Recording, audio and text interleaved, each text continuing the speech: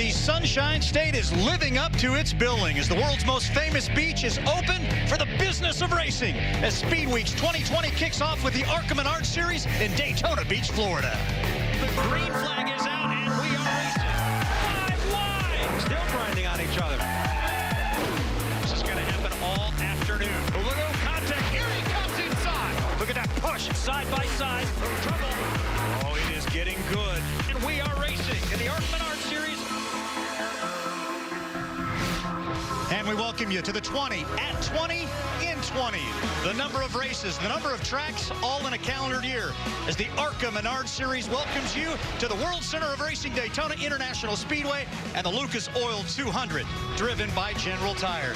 You know, the weather, it simply could not be any better. We're talking mid-60s. We're talking blue skies. We're talking a light breeze. It is perfect for going quick and going fast. Of course, down on pit road, there are 33 racers of various forms all ready to go 190 miles an hour for almost 200 miles. It's time to go, Phil. It's Phil Parsons. It's Dave Reef. And Phil, second year under the NASCAR umbrella.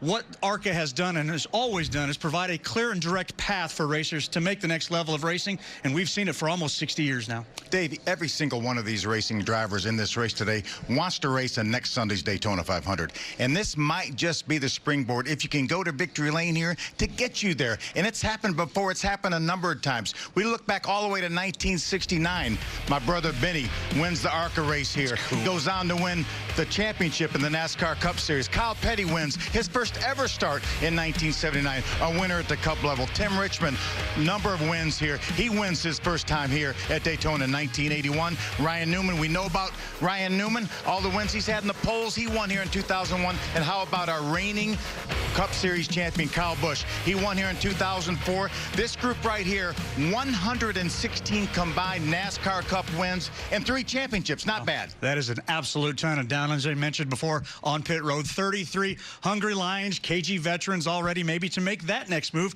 We got to talk right now about people to keep our eyes on. At the first race of the year, there's always a lot. Well, there's a lot for sure, but I want to key on a few of them. Hailie Deegan comes in here with so much fanfare. She's a 3-time winner in the K&N West Series. She has the credentials, her first ever Speedway start. How about Tanner Gray? We know this young man knows how to go fast. He goes over 200 miles an hour, right? In a straight line. The Pro Stock champion for NHRA a couple years ago. He makes his first Speedway start. And how about the old guy? And that's 29-year-old. Yeah, 29, come on. Michael Self came oh so close to winning the championship last year. He's the only former winner in the series at Daytona in this race today, and he's starting from the pole. And how about this young man? His first ever race on pavement in any kind of a stock car, David Gravel. He won the biggest sprint car race in history, the Knoxville Nationals last year. He's so excited. I talked to him just a few moments ago. He cannot wait to get started. He wants to be a NASCAR driver, and this is going to be his start here today in the ARCA Menards Series. He, of course, a World of Outlaw champion that knocked off one of his bucket items list a year ago. He won the Knoxville Nationals. Of course, we mentioned 33 drivers, 1 repeat winner. You know, the other 32 would like to knock Daytona off of their bucket list, but bucket lists, it's plural. There's a lot more to it, and it is the subject of our General Tire driver profile. What do you want to do on your bucket list?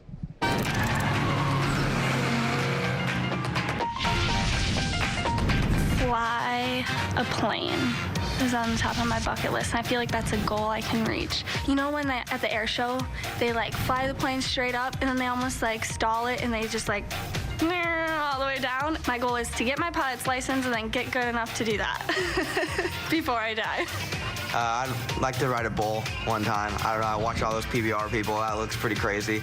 I don't think I would survive. Like, I think that would be my final bucket list item, but it would be an awesome experience, I think. I want to go hardcore. I want to ride a bull. I think it's just awesome that you go 8 seconds on a bull. I'm the man at the mechanical bull until it gets going really fast, and then I'm just down like everybody else. I want to travel. I want to see, you know, all the stuff that you used to look at in your history book, like Great Wall of China and Australia, and watch kangaroos, stuff like that, you know. I don't want to leave knowing there was something I missed. What's on your bucket list? Well, we know what's on a number of these drivers' lists today, like Riley Herbst. Been a long time since he found victory lane. Can he do it for the first time ever at Daytona International Raceway? The lineup, the green flag. It's all coming your way next. Established in 1959, perfected in each and every year since. Welcome to Daytona International Speedway. And we are underway here at the World Center of Racing. That has got to be an unsettling feeling.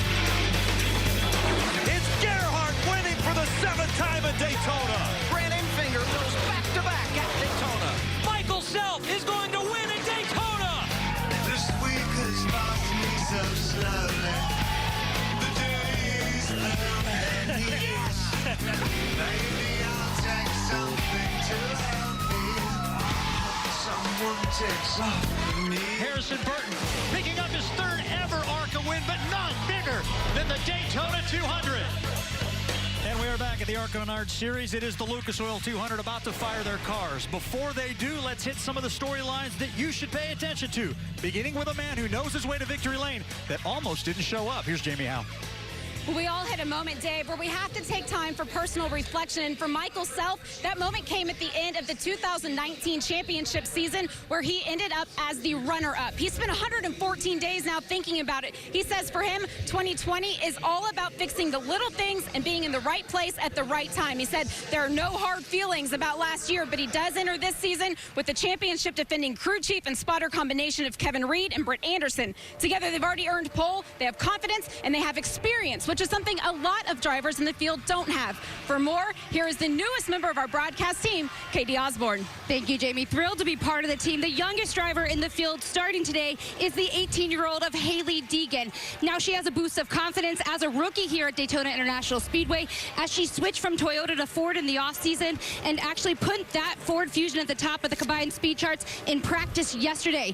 But being a newcomer here also has its challenges. She right now is at the top of her list. It's learning to draft. It's also nailing those pit stops, and it's not getting ahead of herself. She's with GGR Crosley for 20 of the events here this season, and her focus is that Bounty Rookie of the Year. Where you are in a few months depends on what you do today is on the background of her phone. Dave? Well, she has shown plenty of speed, and we will see how far that speed will be allowed to get her going forward today as she starts 4th. Time now to head down the command to start.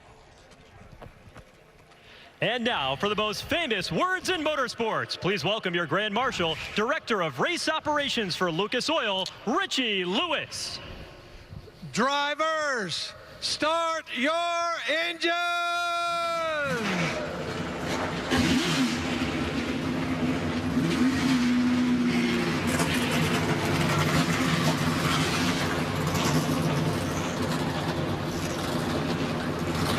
Daytona International Speedway is the playground. The race is the Lucas Oil 200. The thundering roar of stock cars on a beautiful sunny day from Daytona next. Cars begin to roll here at Daytona International Speedway.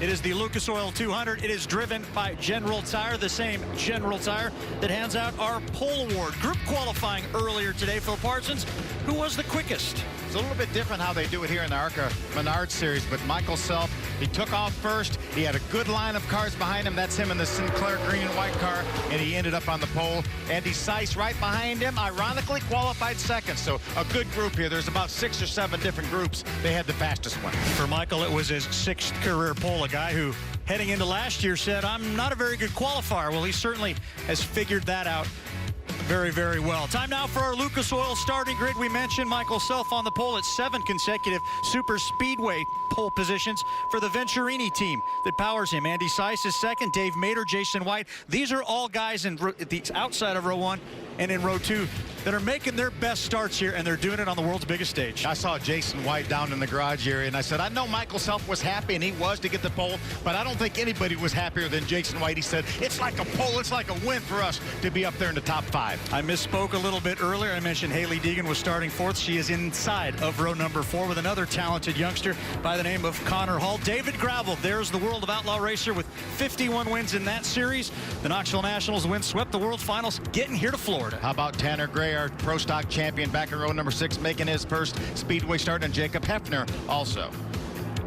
Ryan Repko, Gus Dean. Gus is always fast when you come to Daytona. A former winner at Talladega, so he knows how to get it done on a super speedway. When it's all said and done, you've got 33 cars as we take ourselves back in the pack. And break it on down for me, Phil. Of the 33, How tough is it going to keep to get all those guys racing together? And how many of them do you think have a real shot today? Honestly, I think that probably 20 guys, 20 drivers, 20 guys and girls have a shot. Natalie Decker is another one of those drivers with a shot. She has a top 5 finish here before in her career. Willie Mullins has a runner-up finish here at Daytona. So there's talent throughout this field. John Ferrier runs very fast here at Daytona. He's back in row number 12. You saw Thomas Prater back there alongside of Willie Mullins. They call him the Moose. He knows about restrictor plate racing. We missed that race last year due to the birth of his son, Hugh, who's actually here. Got a chance to talk to the young man. Get ready to celebrate a first-year birthday here coming up. And how about Brad Smith? Yeah. Nearing 350 starts in the series. Yeah, long-time ARCA competitor. So glad to see him here in the 48 car, made famous by James Hilton. And Thad Moffitt, he was originally scheduled to start further up, but little adjustment, he has to go to the back. Our Chevrolet onboard, we got 5 of them. The Chevrolet one belonging to the 23 driver Brett Holmes, not scheduled to make a full season, but gosh, run 14 straight, see where you're at in points. Maybe that changes. We talked about Gus Dean. This is a Journal of Tire onboard. Gus is a former winner here. Ran full-time in the truck series last year. Top 15 in points. Going to run limited ARCA races this year as well as the truck race next week here at Daytona. This is Jacob Hafner, our Ford Performance onboard camera, making his ARCA debut. Former late model champion at Hickory Speedway. That place has spawned some pretty big names in NASCAR. It certainly has. That's a powerhouse recycling Ford. And we're also going to ride with Drew Dollar. He's making his Super Speedway debut as well for the Toyota for Venturini Motorsports. He qualified in the 5th position. A great run for Drew Dollar. And finally, there is Michael Self, who called losing last year's championship on the last day at Kansas a heartbreak. Jamie talked about a lot of soul searching, but he is back, and he was plenty happy when that General Tire Pole Award was finally handed out. Big hugs all the way around for Michael Self. Well, that is Hailie Deegan as she makes her way around the racetrack. We've got an onboard radio with her. Phil Parsons, take it away. Let's see what's on the mind of the young lady. Yeah, let's see if we can chat with her. Hey, Hailie Deegan, Phil Parsons and Dave Reap up in the Fox booth. You got a copy? There's a little bit of static. We certainly want to wish you well. I know this has been a tremendous learning experience for you. You've had the speed. You have a great car and a great team behind you. What do you think about today? It's going to be good. Hopefully we can keep our nose clean to the end. Have a good hopefully our teammates behind us help us get to the finish. Good deal. Good luck. Let's go down to pit road, and Jamie. Dave, you mentioned Thad Moffitt in that number 46 starting at the back. He was disallowed after qualifying for being too low, but his DGR Crosley team walked the garage. They did find some allies who are going to help him get through the field, but the goal is being at the front. So Thad says he's going to have to be conservative in making those passes. He needs to stay clean. The race is long enough. He just has to be patient, Katie. Thad starting at the back not only affects Thad, it also affects his DGR Crosley teammates, the number 17 of Tanner Gray and the number 4 of Hailie Deegan. The strategy coming into the race was the 3 of them were going to work together to make moves to the front. It'll now be up to Hailie and Tanner to make it happen together. Tanner says he knows Hailie's car is quick up front, but also knows it could be harder for those two to communicate as they are both new to Daytona and super speedways. Plus, their previous experience is in different styles of racing, Dave.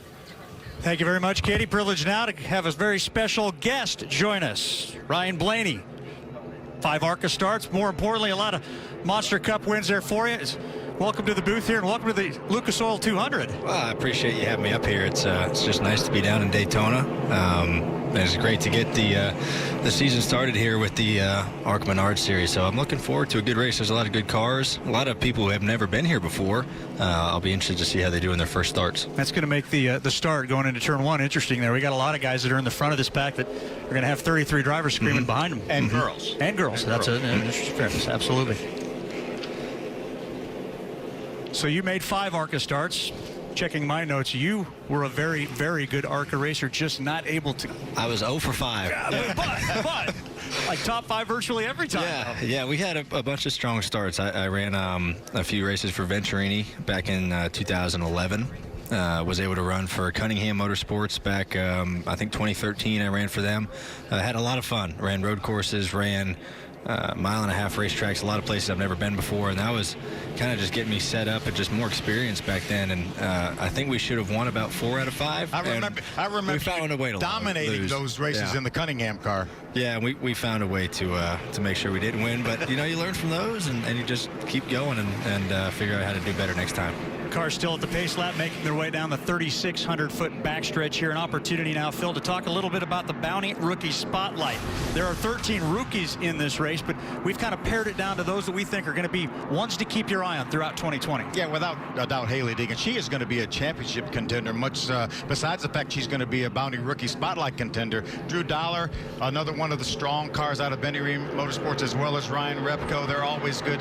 Dominique Van Wieringen, she was the fastest car in practice down here in off-season testing. Scott Reeves making another start here, and Jason Kitzmiller making his first ever start here in the ARCA Menard Series. Ryan, race car drivers are race car drivers. You watch everything that's going on. We got dirt cars in Volusia. David Gravel's been racing there. How impressed are you with your dirt background, your famous father, Dave Blaney, of course, Uncle Dale, and your grandfather? Yeah, it's you know, it's a place to where I, you know, hold pretty dear. Even though I didn't grow up doing so much dirt like my dad and uncle and grandfather did, it still was nice to be around it. And you know, so I see David Gravel in the field today. That's really great. You know, I mean, he won Knoxville Nationals last year. That was a huge win for him, and nice to see him making a transition over here towards the ARCA. And what better place to do it than Daytona? Well, speaking of Daytona, it is time to kick off the Lucas Oil 200 driven by General Tire. Pace car off the racetrack. Michael Self looking, waiting. Green flag is out, and we are underway at Daytona.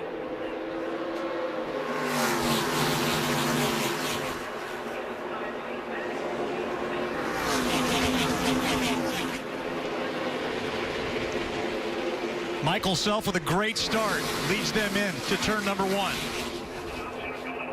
Behind him, though, lots of shuffling, getting ready to go on as they get these cars up to speed. Takes them a little time. I talk to so many drivers, and they say, hey, we just want to stay clean.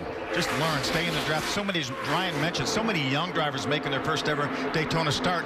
They did some testing, they did some drafting and testing, but it wasn't a 30-car pack like it is here. Hold on. Oh, that's Andy Seiss. Make sure he didn't come back on the racetrack. I'll tell you, he did a heck of a... Oh, no. And we're not done yet. That's Scott Reeves, the blue and white number 88. Eric Caudle in the 7, the white number 7. You see Andy Seiss, that's him, the black car on the racetrack. I don't think anybody hit him. He slid all the way back across the racetrack through the pack. You see the damage on the front of that's, I think, from going back up the racetrack from the apron onto the racetrack. I think you're right. Yeah, he did. He did a great job saving it the best he could, but when he backed up onto the banking, it pushed that whole nose up, and that's going to be a big repair they're going to make. Yeah, remember, he started second in this race. Had a great qualifying effort. Tremendous disappointment. Man who made his Cup debut last year, finished 28th. That, of course, is the Florida runner from nearby Royal Palm Beach, Florida here, Scott Reeves. So I think what the best I can tell is Andy thought he was clear. Trying to duck in a hole, you can see some shadow in the opening. He just wasn't clear by, I mean, that was probably 6 inches, and it just hooked him. His spotter's probably, you know, telling him clear. He's looking in his mirror to try to see. Here we have a pretty good view of it.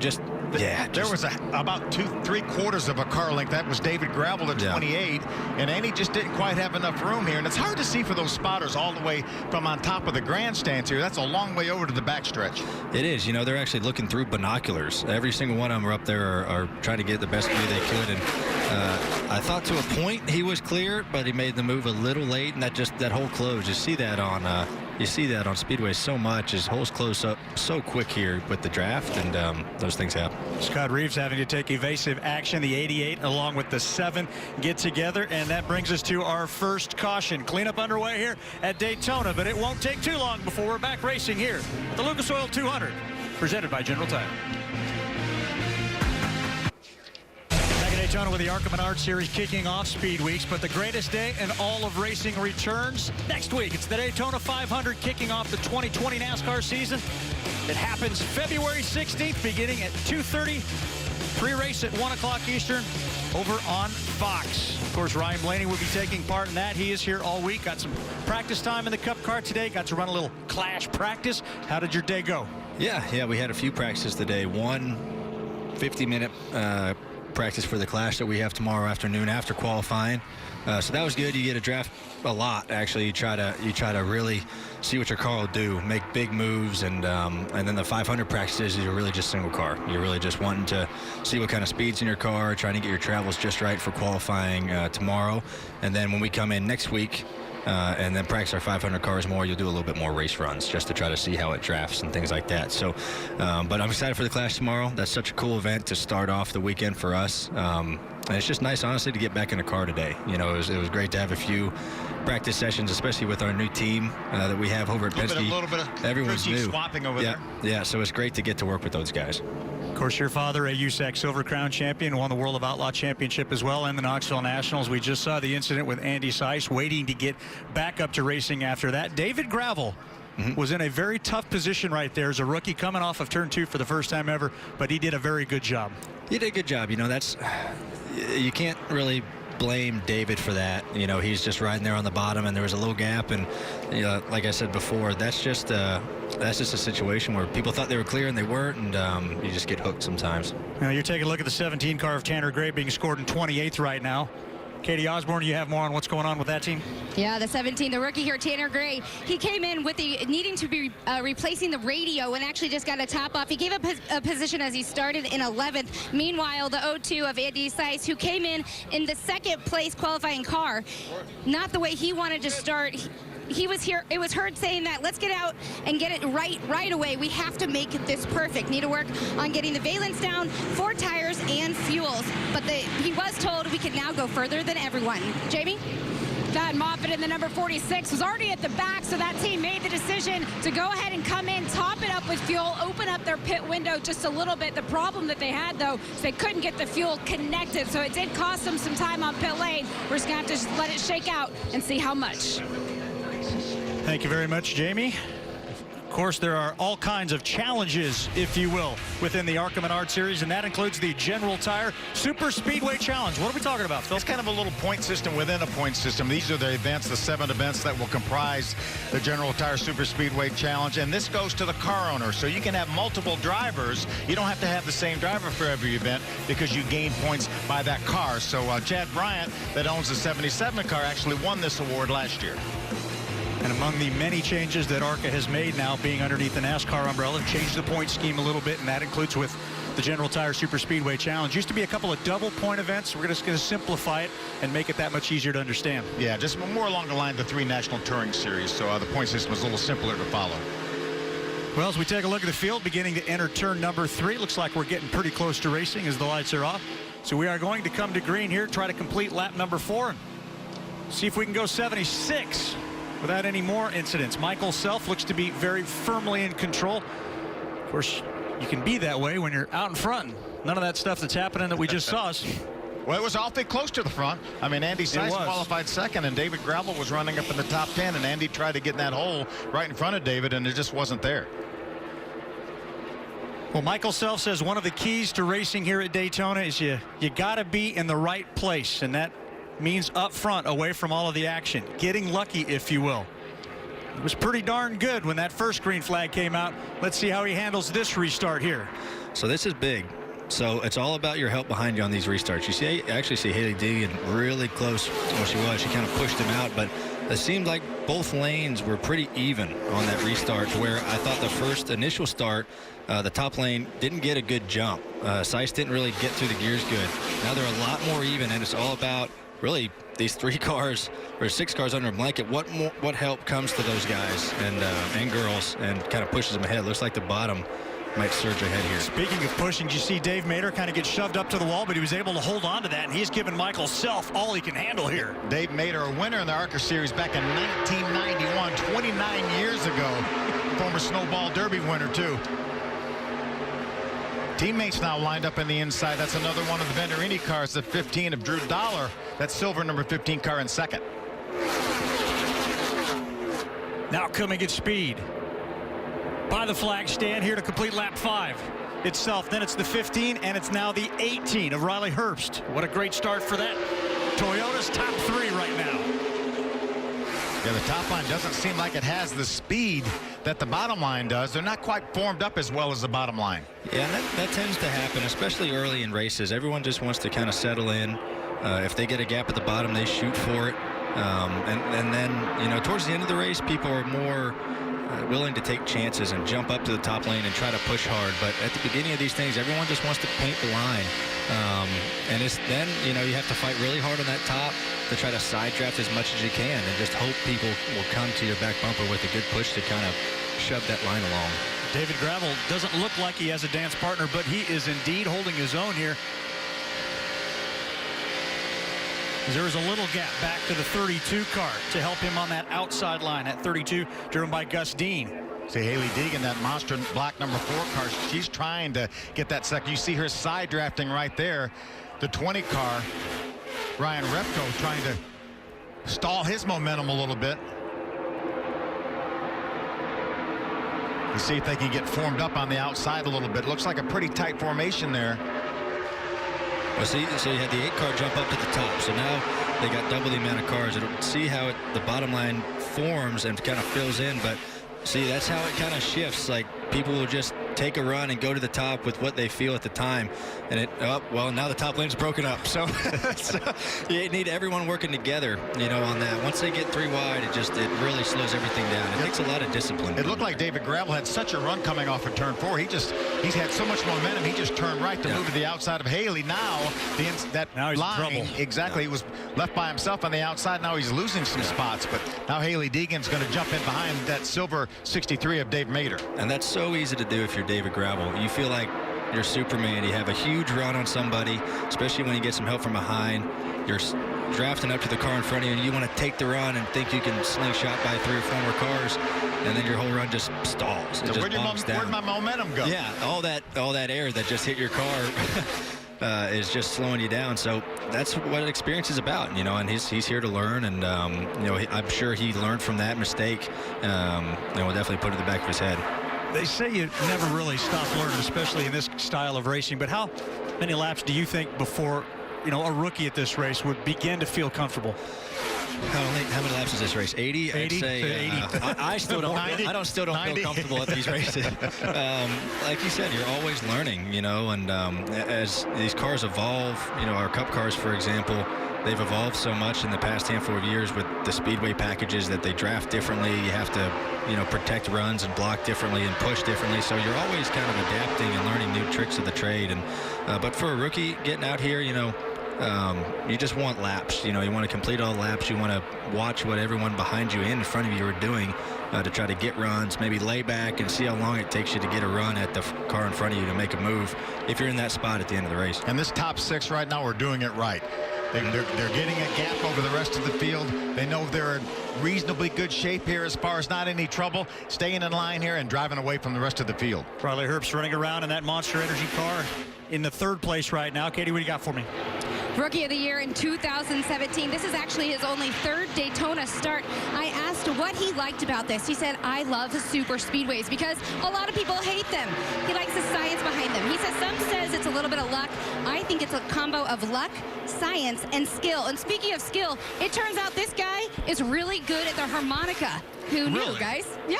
Oh, we'll have to ask him to play for that afterwards. Right now, though, Riley Herbst trying to chase down your race leader, Michael Self, who only led 6 laps when he won in 2018, but he has dominated every lap so far at Daytona today. Caution is out at Daytona as we welcome you back to the ARCA Menard Series, the Lucas Oil 200, driven by General Tire. And why is it out? Well, we'll show you. That's the green number 97 of Jason Kitzmiller out of West Virginia, former late model dirt racer, Super Cup stock car racer. Middle of your screen, smoke come out of the back. Not a crew chief, not a car chief. That's not good. That is an engine failure is what that is. But we do have some pit stops here. None of the drivers way up front came down pit road, but we do. Brett Holmes is leading the group down pit road in the 23 car. 97, racing with Cody Robaugh. Cody's been a veteran of this sport, and here comes a lot of cars to pit road. During that break, Ryan and I were talking about it. This is a little early for them to make the rest of the way, but if you're at the back of the pack, you really have nothing to lose. Brett Holmes got shuffled out there to start, so he's going to top it off with fuel. That just means he can go a little farther than the guys that have stayed on the racetrack. But again, they can talk maybe make about 50 laps, maybe even 55 with some caution laps. So this is a little bit early to make it the rest of the way. But again, they will have to spend less time on pit road than the other guys that have to stop later on. Well, there are still 67 laps to go as we complete lap 13 as we step away. Michael Self, rather, and the Sinclair team still in command of the ARCA Menard Series at Daytona. We'll see how everything plays out through 200 laps today.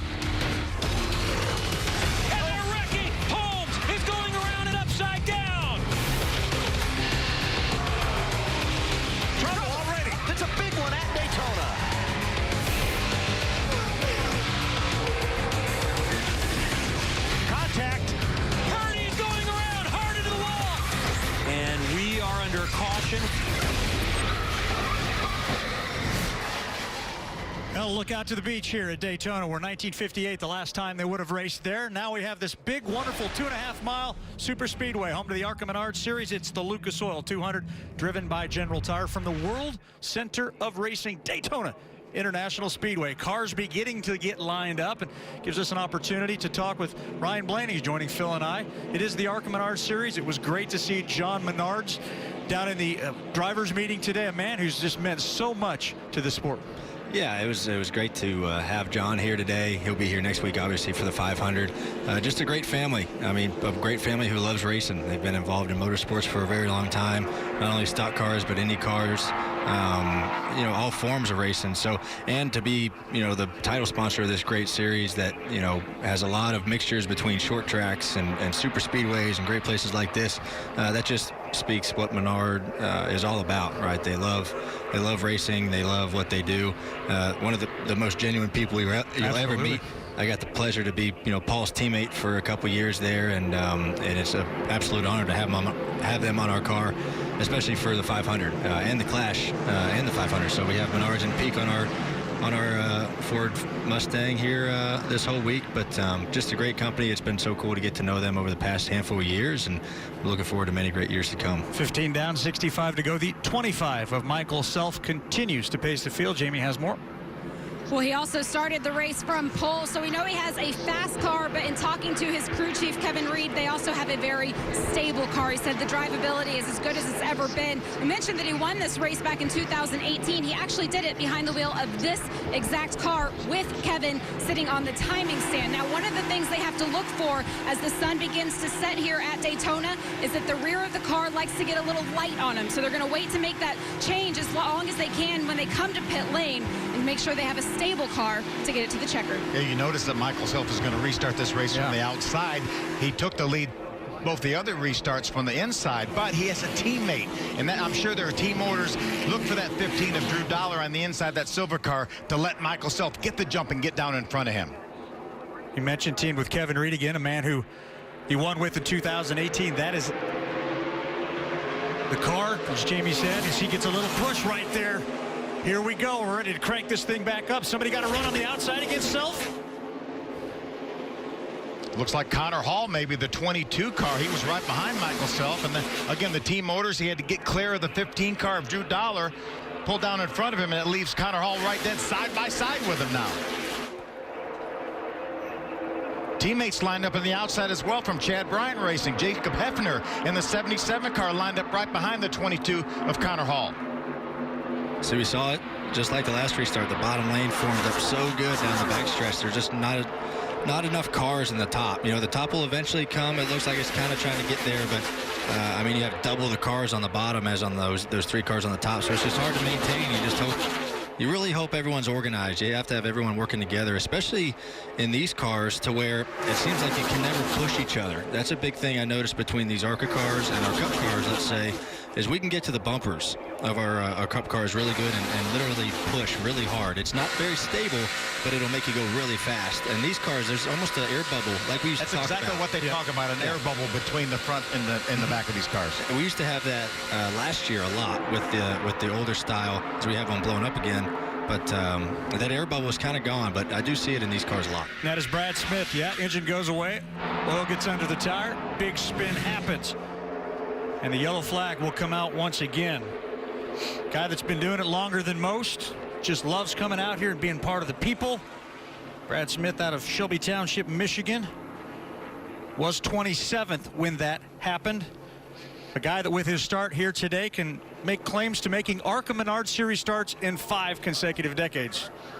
I think still it's going to be a little bit early for these pit stops.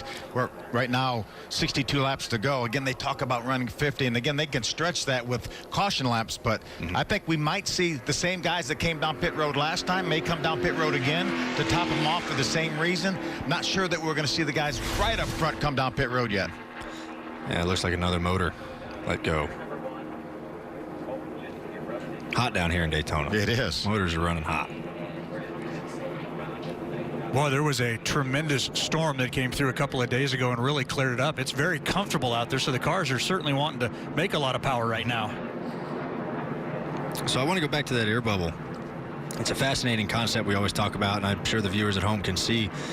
Yeah, these ARCA cars cannot lock bumpers. Imagine a big, giant, invisible beach ball in between the rear bumper and the front bumper of these cars. And as you close in, it literally just absorbs energy, whatever aerodynamics are going on, or if it's cow pressure. We're not really sure what it does, but then it kind of pushes that front car forward, and it's really hard to break that barrier. In our Cup cars, last year and years before that, when we talk about the beach ball a lot, you had to have a lot of people lined up behind you pushing really hard to get you to break that bubble. And it was the best thing when you could break the bubble, because then you could kind of stay there, within a foot. But it's a weird concept. It's different between every single series, from ARCA to trucks, Xfinity cars to Cup cars. They all draft totally different. Even though some of them look very similar, they all draft totally different. But that's something I really noticed with these ARCA cars. And to make a big move here towards the end, you might have to lay back to let that other car behind you get to your bumper to engage and try to push you forward. Maybe even drag the brake a little bit to get back to that car behind you. Yeah, so I think you'll see people playing with that as this race goes on, and as they keep learning what they need to do to build runs and make moves, especially if you're in a position to try to win at the end of the race. We were talking during the break. You got any plans this evening? What do you got going on? I'm actually going out to Volusia. There you go. I'm going to go to the dirt track. My brother-in-law is racing out there, so I'm going to go watch the Outlaws. It was a great finish last night, and hopefully it's a better one tonight. There's been some great racing out there. Dirt Car UMP Modifieds, along with the second night of racing with the World of Outlaw NOS Energy Drink Sprint Cars. Was Donnie Schatz doing what Donnie Schatz does? This guy's an animal, isn't he? Just doing Donnie things. Yes, he is. It's exactly pretty impressive what he's doing. Well, got some attention being placed out there on the backstretch as the field makes their way down. Probably getting close. Phil, what do you think? 19 down, 61 to go. It's getting close enough. We've seen a lot of caution laps already, so they may roll the dice and say, okay, I'm going to gamble. I'm going to stop now. If we don't get enough caution laps, then I can always come back down pit road, but he won't be at a disadvantage like these other guys up front would have been, because they would have to spend more time on pit road. If they come down pit road, top it off, then they're going to be even with the guys that pitted just a couple laps ago. Top it off, make some adjustments, but no reason to change tires. They got tires that can go the distance. Everybody in the garage area said these tires will last forever. They have a lot of grip. They don't wear out. Unless you slide the tires coming down pit road or run through some debris, nobody's planning on changing tires.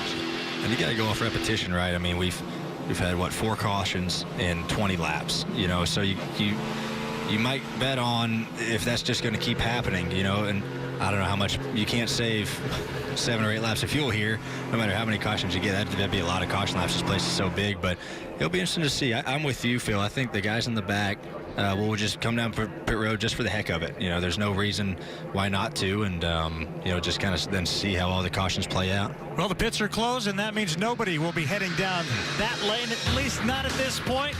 Ryan Blaney, good luck the rest of the weekend. We'll see you back on the track tomorrow. Appreciate your insight today. All right, thank you guys for having me. Michael Self continues to lead here at the Lucas Oil 200. Back in Daytona, officially 1/4 of the way through the Lucas Oil 200, driven by General Tire. The pits are open, and here comes the lead pack of cars onto pit road. Katie Osborne, they're coming at you. The guy who says he just shows up into the tracks and rips it, it's Riley Herbst. He is running 4th right now. It's fuel only, no changes. He says he's happy. Jamie? And then the teammates of Drew Dollar and Michael Self made the decision to come together. It will be a gas and go scenario for both of them, except for the number 25 of Michael Self. They're going to do a shock adjustment, 3 clicks to the rear. They're going to do 1 to the front. Waiting on the fuel right now. They're telling him to hang on, hang on, hang on, and they send him. Well, there was a hang-on moment just a moment ago for Riley Herbst. Almost came together with the 10 car. Now we got one spinning coming off of pit road. Watch Riley lead pit road here. So close. Great move by the driver, Ryan Huff, to avoid Riley Herbst as he was coming out of his pits. We talk so much about the intangibles of rookie drivers racing in a environment like this with drafting. One of the things a lot of folks don't do in this series is come down pit road, make pit stops, and have to deal with that. But Riley Herbst will take his way back out onto the racetrack. We continued under caution here at Daytona. Back in a moment. The inaugural XFL weekend continues tomorrow as Aaron Murray leads the Tampa Bay Vipers against Matt McGloin and the New York Guardians. It all starts at 2 Eastern on Fox. and the Fox Sports app. Back here with the ARCA Menard Series, the Lucas Oil 200 driven by General Tire. There is a new race leader. The reason we are not picking up green flag action right now, you're looking at it. Cone out on the backstretch. That poor orange cone taking abuse. He's not going to like that. No, he is not. We had mentioned a lead change, though. It is now young Tanner Gray, the former NHRA Pro Stock champion, that assumes the lead. He didn't come down pit road that time. 15, though, is coming down pit road, Jamie. And this is to serve a drive-through penalty. They told Drew over the radio, you've done everything right. Just go ahead, bring it in, just stay calm. The penalty is for the fuel can leaving the pit stall as he left pit lane. So nothing he did, but he still has to serve the time. So Drew Dollar now currently 25th after that. Still, though, plenty of laps to make that back up. And one more lap of fuel in that 15 car as well. He was running in the second spot prior to the pit stops. Saw him come in with Michael Self. Those two teams taking it easy, getting as much fuel as they possibly could. Watch that this gas was the problem. It cannot leave his pit box. You see it left his pit box as Drew comes straight out towards the grass here. He did a nice job of blocking the people coming out of the pits, but unfortunately the gas can followed him out of his pit box. Second place now Tanner Gray's Gus Dean, and his Chevrolet scored in the lead with more on the 17ers. Katie. Tanner Gray, who stayed out right there, he said Blake, his crew chief, he said he needs to stay out since nobody can make it on fuel from here anyway. But I did ask him about his confidence at the Super Speedway. He said, I am Tanner Gray, Super Speedway rookie versus the confident NHRA camp. I'm still working on finding that confidence. I assume leading this race right now will give him a bit of that, huh? Indeed, and he is the race leader. He'll select the outside lane. Yeah, sometimes our scoring will cycle at the start-finish line, and even though the 32 will be out in front, Tanner Gray is actually our leader, and he has chosen the outside. Don't know if there's any working together with Gus Dean that maybe try to get going here and maybe get out in front of Gus Dean and pull down in front of him. Tanner getting some experience here at Daytona, prepping for the truck race next Friday. Schedule has definitely expanded for him on that route. For Tanner Gray, first laps led in ARCA in his 9th start, and the first time he's seen a green flag as a race leader. So we're back underway at Daytona. Boy, really nice job on that start. He's able to pull down in front of Gus Dean. He could have chosen to stay on the outside in front of Natalie Decker, but he's going to jump to the inside. For most of these drivers, that yellow line is your friend. You want to keep those left sides right on that yellow line, but we've got some momentum there on the outside, led by Sean Corr and the 8 car. Look who's third in that freight train. It's the 25 Sinclair machine of Michael Self, who's getting a big shove, providing some of his own as well. Some really good cars there in that outside line. Now Michael Self is leading that outside line with Natalie Decker right behind. I'm sorry, with Hailie Deegan in the 4 car right behind him. Now he's going to jump to the inside in front of the 17 of Tanner Gray. There's Deegan working on the outside there. Teammate Tanner Gray is going to move up in front of Hailie Deegan and see if they can work together to make something happen on the outside. And as it stands, it's Sean Corr that leads lap number 25. Sean Corr actually has a couple top 5 finishes here at Daytona. His best career finish is 5th, and he's done it twice here at Daytona. On board with Gus Dean, looking across at Tanner Gray. As the cars come off of turn number 2. I like that move by Tanner Gray to jump up in front of his teammate Hailie Deegan. It might not work right now, but we've got 55 laps to go. Let's try something here. We may have to make something happen later in this race, and they're holding their own right now, it looks like. Off of the sunshine blanketed turn 4 into the shade of the tri-oval. See Tanner Gray pulling over to side draft on that 25, that green and white car of Michael Self, to try to stall the momentum and to pull that 17 car up, that Ford, up towards the front of the field. You mentioned the Ford of the 17 and the Ford. That's a change for that race team over the offseason. I was talking to team owner David Gillen along with Bola Mastis, and he said that was a pretty daunting task to change all their equipment over to Ford, but they have some great Fords here. They're going to run the ARCA Menards E-Series race at New Smyrna Monday night with another one of their cars. Now it's Gus Dean that's tucked on the inside. That's the black 32 that's on the inside of Hailie Deegan. You rode on board with him just a moment ago. Sort of a feeling out, sorting it out process right now, as we're quickly approaching a third of the way through this race. And when you're on the bottom of the racetrack, you don't really want to fudge up towards the middle of the racetrack, because if you do, that car behind you will close into that hole, and you'll try to get back down, and there will not be a hole there. Phil, a longtime veteran of this sport, what is the process of going through a race like this? Do you ever get settled in and try to stay calm, like now in the middle portions of this race? We saw it early on when we had 6 cars running single file. That was as calm as it's going to be. Not calm right now, but again, these guys and girls are trying to learn, Dave, to try to figure out what might work if we get down towards the end of this race. Right now, that outside line, that's the best formed it's been this entire race, and they're maintaining position on the racetrack with Michael Self, who's running third. Right behind him is the 32 of Gustine. Let's learn what that team is thinking with Jamie.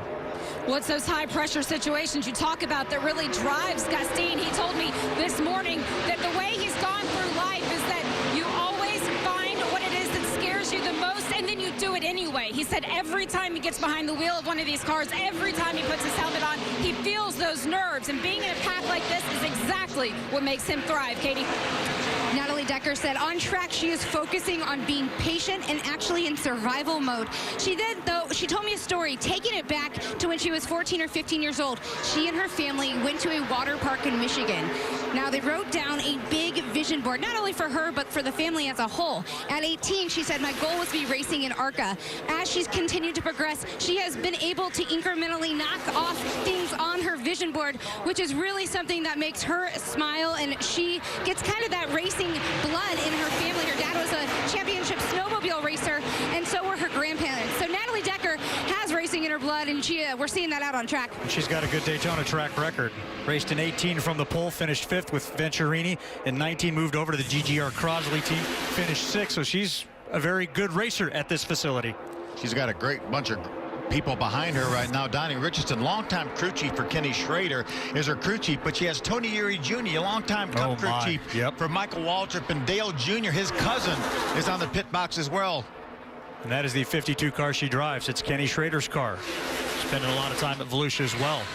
Not driving, a little work done on his shoulder, but Kenny Schrader, he'll continue to drive as long as he can for sure. That sun's a bit of an issue right now coming off turn 4 for these drivers. See Jacob Hefner really doing a nice job. He mentioned that he was a track champion at Hickory Motor Speedway. There's a little bit of history at Hickory Motor Speedway. Just a little. Some of the past champions. How about Harry Gant? How about Ned Jarrett? Junior Johnson? How about some of those guys as track champions? Ralph Earnhardt. He's a kid that's very storied in the history of the sport. Once put together a car in Ricky Rudd colors. Loved playing with it as a kid. Decided to pay tribute to him.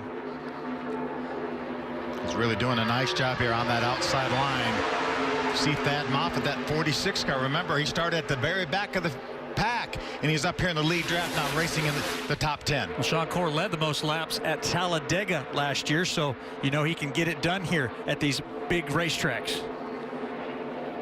See how close those drivers on the inside are staying to that double yellow line. Gustine is the only guy that's creeping up away about a half a car width above that double yellow line. If he goes up too far, then Natalie Decker will try to jump in that hole and squeeze him out to the outside, and that would put him in the middle, which would be the worst thing that could happen. Meanwhile, Tanner Gray, Haley Deegan continue to try to work that outside line. J.J. Pack is part of that as well in car number 61.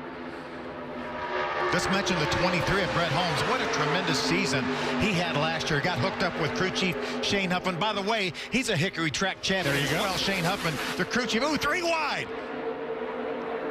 And this is for the lead. Boy, things just changed in an instant there. As it looks like Tanner Gray will bring his Ford. Now he's getting a feel on the inside from the 23 of Holmes, who we were talking about. Brett Holmes looking for his first win. And Sean Corr stuck in the middle. You see him going all the way towards the back of this pack here. I talked to the driver of that white and blue 23 just moments before the cars were fired. Talked about an abbreviated schedule, not a full-timer this year. I asked him, does that make you race differently, knowing you don't have to protect points and you can be a little more aggressive going after that first win? He says, well, I never really thought about it till you brought it up, but yeah.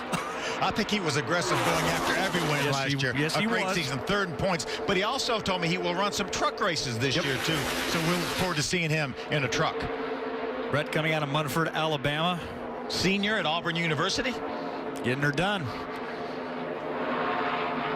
So Michael Self, who was once so dominant early, got shuffled back, but now he's on the back bumper up the 23. 33 laps down, 47 to go here at Daytona. It is the Alabama racer, Brett Holmes, that leads the pack through turns 3 and 4 at Daytona as we welcome you back to the ARCA Menard Series, the Lucas Oil 200, driven by General Tire. How did he get that lead? It was a spirited moment here at Daytona. Sean Corr looked like he had things covered, but he didn't cover everything. He got too far in front. Look at the momentum that second row had. He was trying to block both lanes, but Brett Holmes said, I have enough room on the bottom. I'm going by you. Sean Corr went all the way to the back of that pack. And we're talking about restrictor plate racing. Suddenly that's how you go from the lead. And then after this wild moment, courtesy of our onboard camera from Chevrolet, Sean Corr now being scored way back in the 9th spot. He left just enough room. He left just enough room for Brett Holmes, and Brett took advantage of it. But a great battle here for the second position. Michael Self, the 25 on the inside, and Tanner Gray has stayed right there. Look at Brett Holmes now. He's trying to block both lanes as well. He's trying to kill the momentum on whichever lane looks like it has the momentum. Hailie Deegan back there doing everything she can to try to push those teammates past the 23, but the 23 slides up, takes that momentum away. Well, that's going to help them too. That's going to get Tanner Gray out in front of Michael Self for now. Now let's see if Tanner Gray takes this opportunity to jump down in front of Michael Self and get in behind the 23. He's not. He's going to stay on the outside, and Michael Self is now going to pull back up to the bumper of Brett Holmes. Spotter's job, very, very important right now. Brett Holmes, spotter Jamie's doing a good job keeping him in front. Yes, that's David Nealon. He's sending a couple of warnings to Brett. He's telling him, get comfortable with that mirror because you're going to have to start using it a little bit more. But he said, when I tell you to drag the brake, I also need you to do it. He said, you're getting a little far ahead of the rest of the pack, and you're not going to get the same push, Kate. Blaine Blanebridge, the crew chief on the 17 car, is saying that they can go to lap 54 on fuel. Of course, this is all coming down to strategy. Dave? You see the 69 car, a lap car, Scott Melton involved. No trouble, incident, contact. Now we do have big-time problems. It happens so often when they try to get by lap cars. You see Jacob Hefner with a lot of damage. That's Dave Mater, the 63 silver ran up in front for a long, long time as well. There's Connor Hall, the 22, teammates with Jacob Hefner.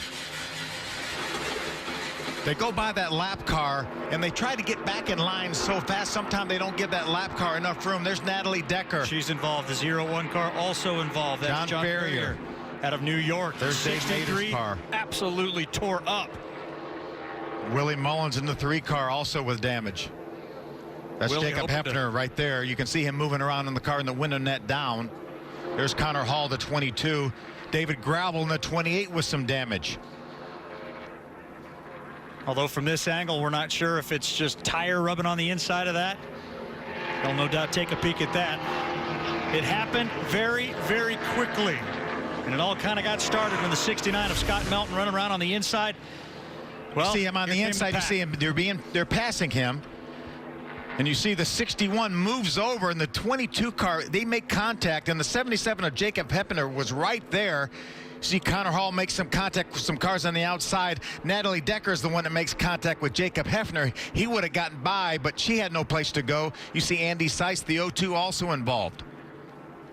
But it all stems from trying to get around the lap car. The lap car of Scott Melton wasn't doing anything wrong. He was on the inside of the racetrack against the double yellow line.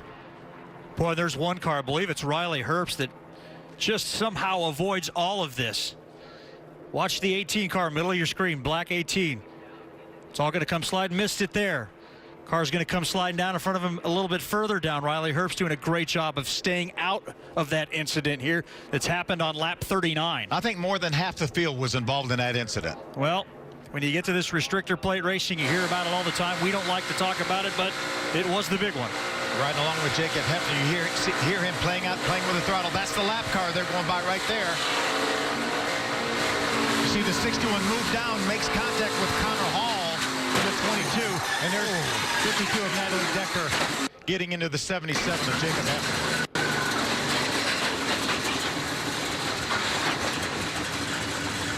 More than 10 cars involved in an incident here in turn 1. Now on board with the 15 car, Drew Dollar. You hear it gearing down. what a great job. Way down away from the racetrack through the grass, but he avoided those cars. Nice job by Drew Dollar, that 18-year-old. Cleanup is on here at Daytona International Speedway after this incident involving more than 10 cars. The big one happening in the ARCA Menard Series, just at the halfway point of the Lucas Oil 200. It has been an eventful Lucas Oil 200 presented by General Tire, just almost to the halfway point as the red flag has been brought out following a major incident involving many cars. Sounds like a perfect time, Phil Parsons, for our Richmond Water Heaters mid-race recap, where we highlight the yellow flag. Lap number 1, Andy Seiss tries to get in a hole that wasn't there. He makes contact with David Gravel. Does a nice job avoiding everybody, but there was a little bit of contact with some cars behind him trying to avoid him. There you see the 88 of Reeves get together with the 7 of Eric Caudle. Next time the caution comes out, it's for the 97, the all-construction Chevrolet of Jason Kitzmiller out of Petersburg, West Virginia. That is an expired engine.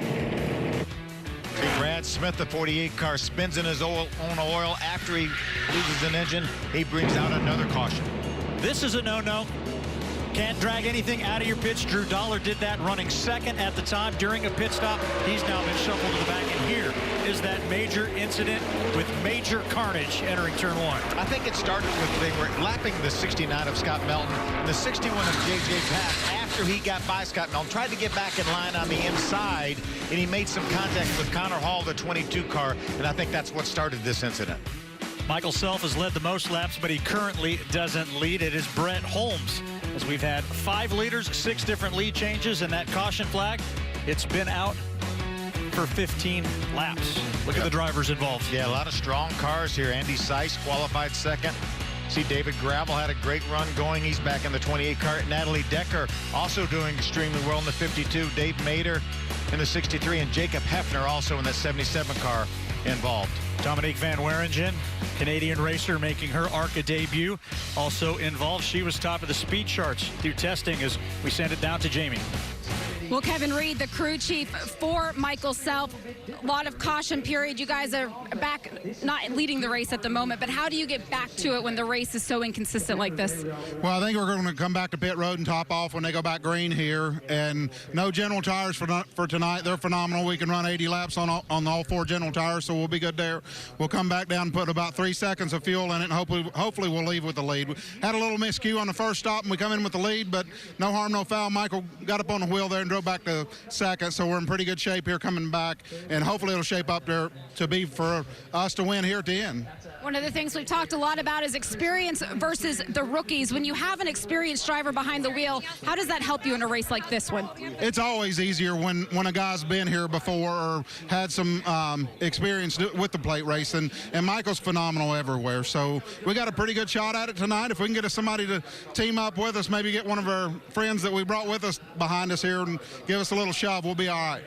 Racing is definitely a team sport. Katie? We're hearing the rookie here at Daytona International Speedway. Hailie Deegan is very patient out there. Seth Smith, her crew chief here. We also heard that there's a potential vibration happening in her car. How is the car holding up? Everything's holding up really well. We slid the fronts there. There was some oil on the racetrack and got everyone stacked up under caution. We slid the fronts a little. So a little concerned we may have vibration. We'll see how it shakes out when we go back under caution here. At the top of the race, we talked that the strategy was working, the 2 teammates working together, both her and Tanner. How is Hailie holding down the fort?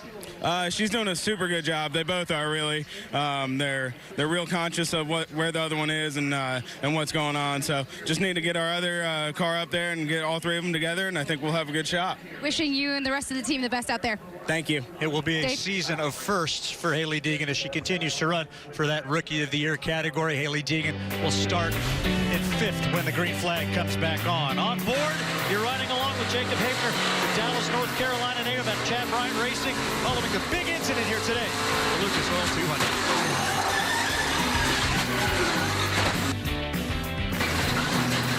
200. The setting sun in the west as we look that direction. So we welcome you back to the Lucas Oil 200, driven by General Tire. A picture-perfect day that will turn into a picture-perfect evening. Of course, that's looking west.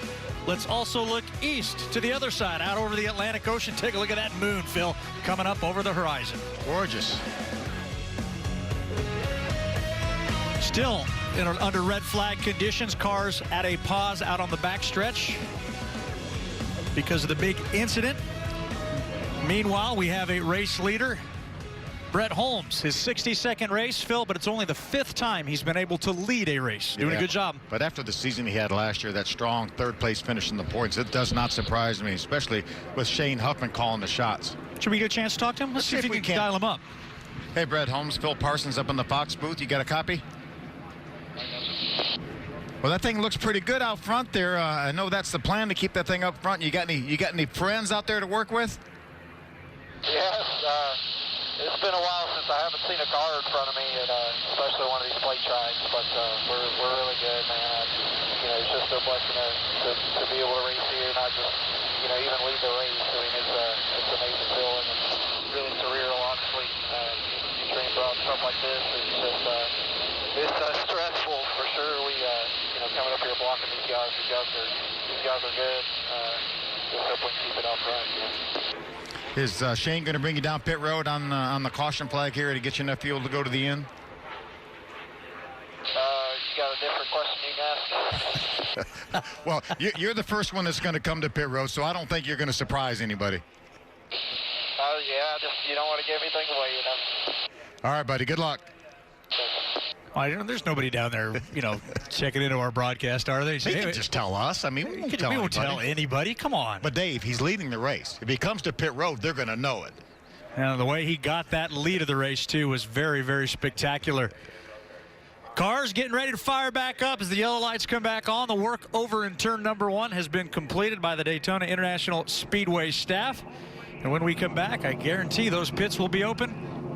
And the game will once again change. We'll have the story of how it all happens on pit road when we come back to the ARCA Menards Series and the Lucas Oil 200.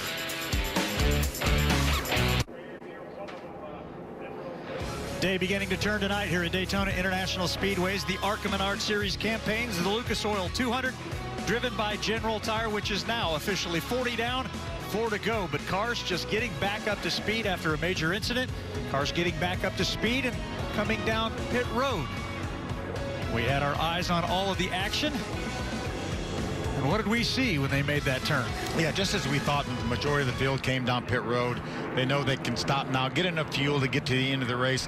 Very few cars on pit road change tires. Here they come. You see Tanner Gray, the 17 car. He is one of the cars and one of the few cars that actually put tires on. He will put 4 tires on. There's Brett Holmes in the center, our leader. He didn't surprise anybody. He was the first one on pit road. Exactly. Fuel only for him. You see Michael Self, our pole sitter, down to the bottom of the screen. He's also fuel only. Again, almost every car here did fuel only. Tanner Gray is about the only car that put tires on in that 17 Ford. And it looked like Self was the first off, followed by Holmes, then the 18 of Herbst. We'll see how scoring and timing recycles everything. But for more on what happened with the 17, let's go down to Katie. Well, just like Hailie Deegan, the 17 car was also worried about flat spotting those tires. So all 4 tires were changed plus fuels. We know it's one of the only cars out there that have done that, Jamie. That race off of pit lane, it came down to Michael Self and his crew chief Kevin Reed telling him, I don't care if you give me a John Force burnout. When we're done fueling, you leave this pit stall. That's exactly what they did. They needed less fuel than the number 23 with Brett Holmes behind the wheel. They needed about 7 seconds, but they told him, stay calm. We had to go racing.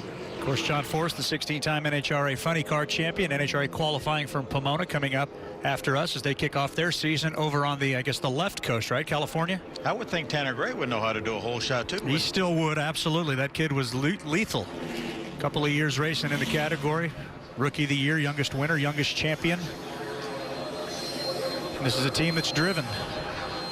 Thought we'd see a little bit more of Tanner Gray, but no, he's making the next step up. Yeah, full-time in the Truck Series for DJR Crosley this year. He will still run a handful of ARCA races. He still will, absolutely. Well, and he said this was important as there are other truck racers that are going to compete on Friday that are out here just learning the ropes again, reacclimating themselves to the Daytona International Speedway. Will that sun be down when we go green? Find out with us in just a moment. Here's a preview of what's to come next week from Daytona, beginning with the duel at Daytona on FS1 Thursday at 6. Then it's the Gander Truck Race, the Xfinity Race, and then some little ditty they call the Daytona 500. Not a bad little racing menu. The Great American Race. The Great American Race at the World Center of Racing. Sounds like a great descriptor for sure. What a great week it's going to be here in Daytona. How about that 4-car, Hailie Deegan? I'll tell you what, she raced 6 times with the Venturini team last year. Had a number of good finishes, a couple of DNFs, but this is a girl that gets after it. Yeah, she had a top 5 at Lucas Oil Raceway, so she's done a great job in this race here. She worked with her teammate. They made that outside line work. She's with Brett Holmes now, who's been very, very fast. I think she's done absolutely everything that's been asked of her, and if she can just finish it off, and she's learning. Right. So she's learning. She's preparing for the end of this race. She's really done a super job. Well, if you follow her on social media, she talked a little bit about what it was like to draft in an even bigger pack in practice, and this is a girl that definitely is learning the ropes. Michael Self now with a push from the 18. Brett Holmes has been shuffled back to 3rd. Michael Self will lead into turn number 1. Brett Holmes jumps down to the inside, jumps in behind Riley Herbst, leaves Hailie Deegan leading that outside line there. That's the 8 of Sean Corr lined up behind Hailie. Hailie's in the black number 4. There's Thad Moffitt. He's actually a teammate to Hailie with DJR Crosley. That's him in the 46 car, Richard Petty's grandson. Made the move over to the Fords after racing with the Empire crew last year. 36 laps to go. Michael Self, who's already led 24 of them, can really put a stranglehold on that extra point. The bonus point for leading the most laps. I heard Kevin Reed say it was a bit of a botched pit stop the first time through to fuel that car up. They didn't botch that one. They won the race off. Yeah, look at that side-by-side battle for the 5th spot. That's Hailie Deegan, the 4 car on the outside. That's the 11 of Chuck Hires on the inside. Those guys need to get, and girls need to get single file to try to catch this group in front of him. They don't need to let that group of 4 drive away from them. You see Sean Corr now is going to jump to the inside and get behind Chuck Hires in that 11 car. You mentioned Chuck Hires. His crew chief's David Ift. He's got some history here. Yes, he does. Cale Yarborough, winner of the Summer Daytona race back in '81. My brother Benny's crew chief for a couple of years. He was my crew chief. Toyota on board. DW's crew chief when he drove for Dygaard. You gotta love Daytona. Not only brings out the young, raw talent, but it brings out guys that have been doing this forever, and that is how some of these kids transition. Let's check in with Katie. The road to Daytona, both figuratively and literally, has been quite a wild ride for Hailie Deegan. Literally, she said it's been a lot of time and effort studying film watch, and she's learning a lot here. However, also getting here to Daytona International Speedway was a lot of fun, as she said, with her family. They actually were in the middle of the tornadoes that were happening on the East Coast there, and they're from California, so they actually had a phone alert go off, and they were like, tornadoes, what? Brian Deegan, her dad, was actually nervous enough, and this is a guy who definitely knows all about adrenaline, was even white-knuckling. They had to pull over to the side of the road. As Marissa, her mom, said, they were probably a mile or 2 away from tornadoes that actually touched down. Once they got back on the road, everything was fine. But Hailie was commenting about the road to Daytona. It's pretty wild. Jamie? As we watch some packs start to form here, I want to go back to something that happened this afternoon at the drivers' meeting. All of these drivers were told that there are 3 things that race control expects from them. They expect patience, common sense, and working together. The question was asked, what about locking bumpers? The result was there is no penalty, but they don't want it to happen. They certainly don't want it to happen in the corners. Bumping, that's one thing, but locking them up is a no-no. It's amazing, though, how much speed you can get by locking bumpers. It's too early in the race right now to do that. We have 34 laps to go. You see that group of 4 cars pulling out. No, these cars continue to run side by side for the 5th position. Chuck Hires really doing a nice job running up in the top 5. He and Hailie Deegan, though, side by side. Hailie has her teammate now, Tanner Gray, behind her. If they could just get clear of Chuck Hires, I think they could probably chase down, as you see, the 11 of Chuck Hires may have got a little bit loose getting in the corner. Moved up the racetrack. Hailie had some take some evasive action. You know, the road to Daytona wasn't the only tricky one. The airways were tough getting here for a lot of folks too. Yeah, they were. Understand there's some snow up in Georgia, North Carolina. Watch us. I'll just talk about this a moment. We'll see if Chuck Hires maybe gets a little bit loose She pulls down. Actually, it looked like Tanner Gray pulled up behind her and almost shoved her car to the inside a little bit. She got very close, and that pulled Chuck Hires' car on the inside up towards her. Right up to him. Yep. Good heads-up driving by both those drivers to keep those cars straight. Well, there's no doubt she understands how a race car works.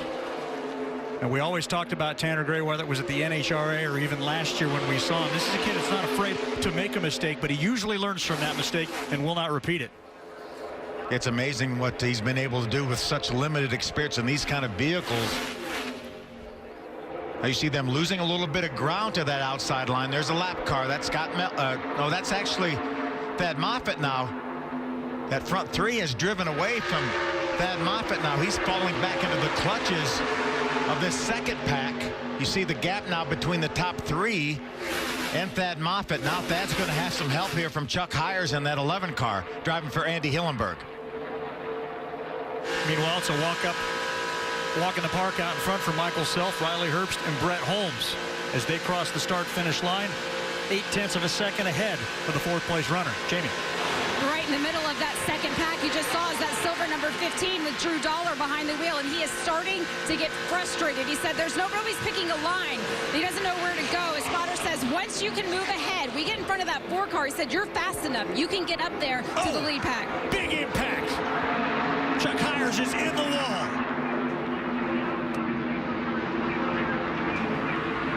They were single file on the inside of the racetrack. Tremendous amount of damage to Chuck Hires' car. The home builder out of Florida here was running 5th at the time. Window net's down. About him, and that's a good sign there, Dave. Window net down means the driver is okay, does not need immediate attention. Although I guarantee he's still feeling the effects. That was a quick right-hand turn and a very hard impact with the wall. Possibly some bump drafting there, maybe gone wrong. Let's see if we can see what happens. You see, that's Haley right behind Deegan in the 4. Gets right up against the rear bumper. Now they're not together, and then he kind of moved to the inside, and so she made contact with the right rear corner of that car. These bumpers don't line up exactly, and I think that contact turned him dead right into the outside wall. There you see it again. Yep, and one little tap is all it takes. I'm not a physics guy, but I certainly understand the physics of what happened right there. It looked like the first bump moved his car to the inside, and that left that right rear corner of his car exposed, and I think there was more contact with the right rear corner, which turned him directly into the outside wall. It's one of Andy Hillenberg's cars, former champion of the sport that now fields many cars, driver development program there. There's going to be another view. You see that initial bump moved him to the inside, and then when he tried to correct it, that put Haley on his right rear side of his bumper. They didn't line up properly, and that just turned him into the wall. Cars behind doing a good job of avoiding the incident means it's only a one-car incident, but it's a costly one for Chuck Hires. He was the only Florida driver in the field a year ago. Got to wonder what's going through the mind of Haley Deegan now. Absolutely no intent there. If anything, she was trying to help Chuck Hires. They were trying to catch that group in front of them, and looked like just a little bit of bump drafting went wrong. Another little shake-up here as the 11 car ends up into the wall down the backstretch here at Daytona. As there are 50 laps down, still 30 to decide the Lucas Oil 200, driven by General Tire. It is one of the greatest weeks in motorsports. Speed Weeks in Daytona starts tomorrow at noon Eastern with Daytona 500 qualifying on Fox. Then at 2, switch over to FS1 and see who will take home the first checkered flag of the year in the Clash at Daytona. All the action can also be seen on the Fox Sports app. Cars continue to roll around. Incident involving the 11 car. Katie has more on what's going on and what she's heard from the team. Chuck Hires, his 4th Daytona race. He's not happy with the number 4 car of Haley Deegan. A hard hit, but he is okay. The wind got knocked out of him, so he's still catching his breath, as the team is saying. Heading on over to the number 4 car, there's no damage to their knowledge and no comment on what Chuck had to say about the 4. Yeah, there's a contact right there. And again, she's just trying to get him to move up towards Thad Moffitt in that 46 car so they could chase down that front car. A little bit of a bump moved his car to the left, and when he corrected it back to the right, that ended up with Haley's bumper on the right rear side of his bumper. They don't match up properly, and that just turned him in the wall. Again, no intent there whatsoever. No. Major league impact, though, and Certainly got to sit there and compose yourself for a little bit after taking a lick that hard. So officially we are 52 laps down, working lap number 53 right now. Michael Self has led 33 laps. And he is back out in front, the man who won here in 2018 with Kevin Reed out in the box. He's back with Kevin Reed. In fact, it's the whole championship team from Christian Eckes back. And they say basically they just said we just changed colors on the car and got a different driver. Yeah. Well, they won some races, you know, together. They won this race back here a couple years ago together. Yep. Exactly. So they're no strangers to each other. So I think that's going to be a pretty potent combination that's going to battle for this championship all the way to the end. 1 lap to go. Denise Engel, the official starter of ARCA, giving the signal to go. The lights are off on the pace truck. 2.5 miles. We'll turn this thing around. The green flag will come out. In the meantime, let's check in with Jamie. One thing that's happening on pit lane right now, our crew chiefs are starting to run up and down the pit lane, talking to one another to say, hey, can we work together? Can we not work together? What if my driver goes high? What if yours goes low? How can we stack up and do this? Kevin Reed ran down to try and talk to Mark McFarland. He said, I don't know if it's going to work out or not, but Phil, this is something you can talk to when you're out there on the racetrack and your team is trying to tell you, look for this guy. You can work with him. How do you manage that? Well, sometimes it's hard because sometimes you never see him. I've had plans before the race and say, okay, we're going to work together, and then never saw that other driver the entire race. I think you have to go with somebody that's going to help you because it's going to help themselves as well. It's great to have a plan. You've got a couple Toyotas there that may work together with Riley Herbst, Michael Self, but then you've got Fords and Chevrolets behind them. Another teammate back in 7th is the Dollar, and you know he's a teammate to Michael Self, so if he could get up there they would work together. But again, you're going to work together with somebody that's going to make sense right now. Incredible racetrack, Phil. You're one of the guys that's gone around this thing. 31-degree corners, 3 degrees in the backstretch. What's it like to go 200 miles an hour on a racetrack? Well, it feels flat. These corners at 31 degrees actually feel flat, so it's a fun racetrack to drive. It's a lot narrower than Talladega. We clumped Daytona, Talladega together, but this racetrack is a lot narrower and banked less than Talladega. But sometimes this racetrack can be a challenge, and we've seen that happen today for sure. When you come to Daytona, make sure you get a chance to see the start-finish line. Make sure you stand in the corners and take a look at cars on the banking. Absolutely impressive. Michael Self. Outside of him, it will be Hailie Deegan. The start-finish line about to come alive again. Pace car pulls in. Is this the stretch drive? 27 laps to go, or will we have more cautions? The green is back out, and Brett Holmes is on the back bumper of your race leader. Boy, Brett Holmes is doing a great job pushing the 25 of Michael Self. Riley Herbst is doing all he can do to try to stay even with Brett Holmes. See Thad Moffitt there, the 46 car, pulls up behind Riley Herbst. He doesn't seem like he's had the pace to stay with that car. And we saw him lose that front 3 earlier right before that caution flag. The outside line trying to get a run on the 25. Michael doing a good a job he can to block both lines, does entering turn 3. Hailie Deegan doing a nice job. She's going to try to slide in there behind the 23 of Brett Holmes. Not let Riley Herbst down into that 18 car. Even though they're both sponsored by Monster, they are not teammates. Hailie drives her DGR Crosley. Joe Gibbs Racing there for the 18 of Riley Herbst. One's a Toyota, one's a Ford as well. For more on the 18, here's Katie. Well, Phil, I think you were just talking about Riley's car and finding that speed. He actually was beamingly confident at the beginning of the race, saying that if he got the lead, he feels he has a strong enough car to lead to the end. With 55 laps down, that might be the confidence he needs. And you know, one thing we talk about whether Michael Self was going to work with Riley Herbst. Michael Self may think he's too much of a competitor and doesn't want to work together. Would rather see Brett Holmes behind him or Hailie Deegan or Tanner Gray. Maybe he wants that 18 car because he thinks it's so strong. Not in the mix here. But I think Riley Herbst has other ideas. Well, if you follow the career of the 18, at least on the ARCA side, he did pick up his first win and only win back in 2017 at Pocono. Since then, 6 runner-up, 13 top 10s. He desperately wants a win. It could be driven to that today, but that line's falling back now. Yeah, there's not very many cars up there. You see Thad Moffitt, the 46, David Gravel, who had damage from that big accident. He's back up in here racing with these guys. He's still on the lead lap. There's Jason White doing a nice job here on the lead lap, racing here just outside the top 10. And there is the 51-time World of Outlaw Sprint Car winner, David Gravel, married just a week ago. won the Knoxville Nationals, swept the World Finals in Charlotte. All this momentum, life is good right now if you're the driver of the 28. See these guys running side by side back here. They're going to have a hard time keeping touch with this front group right here, these front 7 cars led by Michael Self.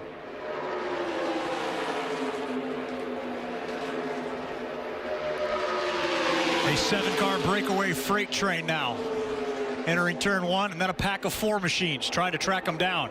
And if I was each one of these guys and girls right here, I would stay in line here at least till inside of 10 laps to go. Then we can try to maybe make a plan. Maybe Haley and her teammate Tanner Gray can get together. You see some debris on the racetrack. I would think that might bring a caution flag out. Looks like somebody had lost a tire. Part of the carcass is up against the outside wall there. Outside of the racing groove, that's for officials to figure out. Well, I mean, that's right against the wall. That's really not outside the racing groove. I believe we saw it come off here in this shot.